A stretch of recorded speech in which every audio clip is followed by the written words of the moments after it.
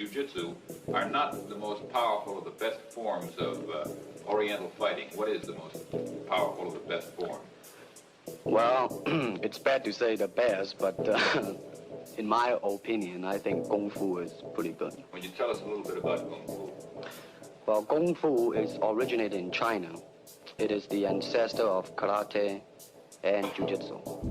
It's more of a complete system, and it's more fluid. By that I mean it's more flowing. There is continuity in movement instead of one movement, two movement, and then stop. I see. What's the difference between a Kung Fu punch and a karate punch?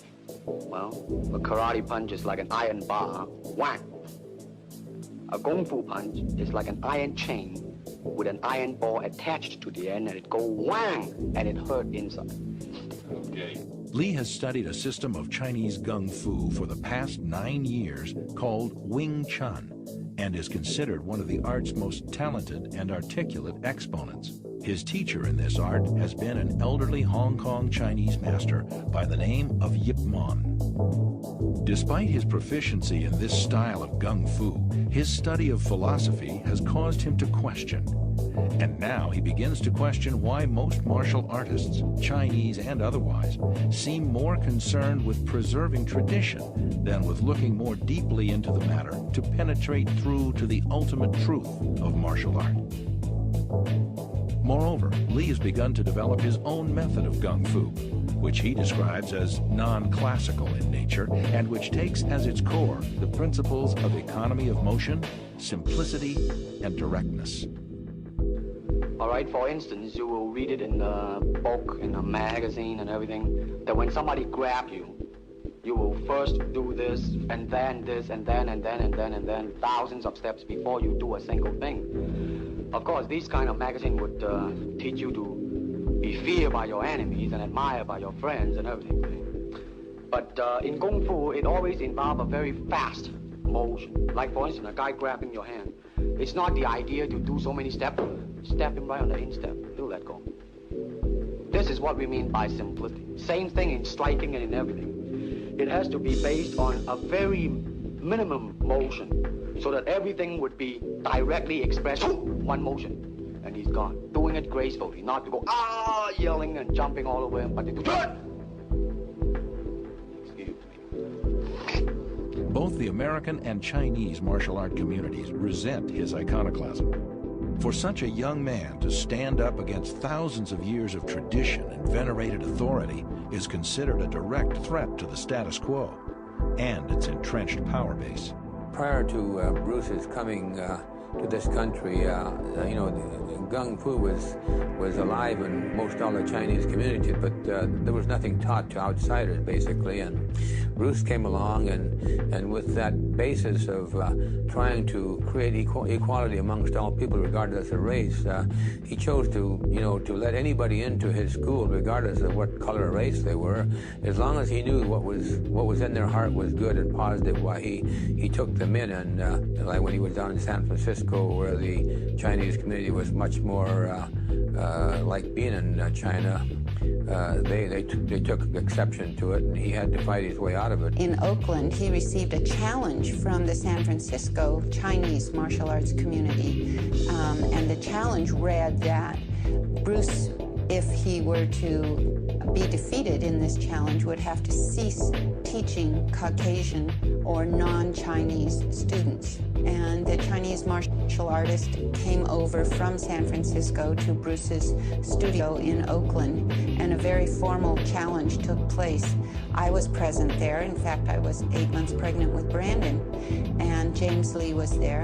And this fight with this Chinese martial artist lasted about 3 minutes.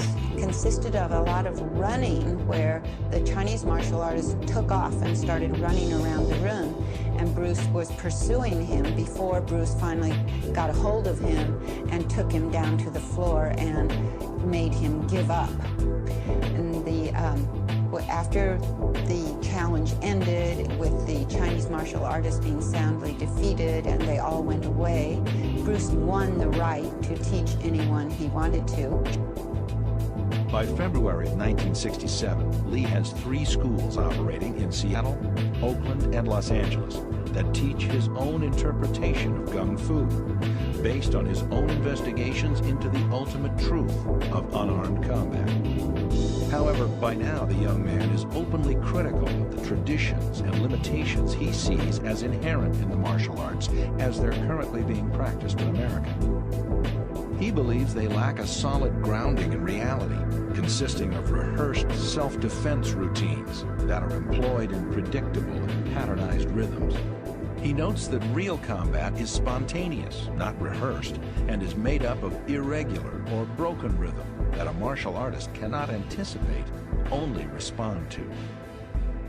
Even the championship karate tournaments of the era are non-contact affairs, settled not on knockouts, but on an accumulation of points awarded for blows that never touch an opponent.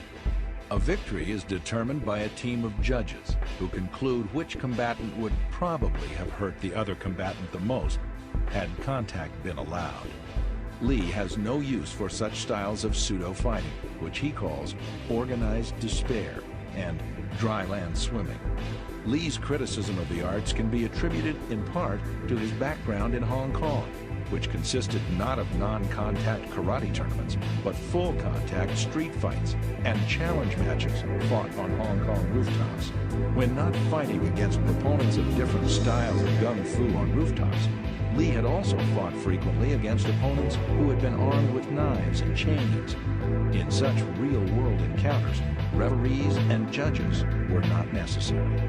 Rather than participating in non-contact karate tournaments, which he considers little more than glorified games of tag, Lee instead devotes himself to devising a more scientific approach to unarmed combat. His research leads him to the science of Newtonian physics and the techniques and principles of European fencing and Western boxing, where efficiency, not tradition, are the touchstones of both disciplines.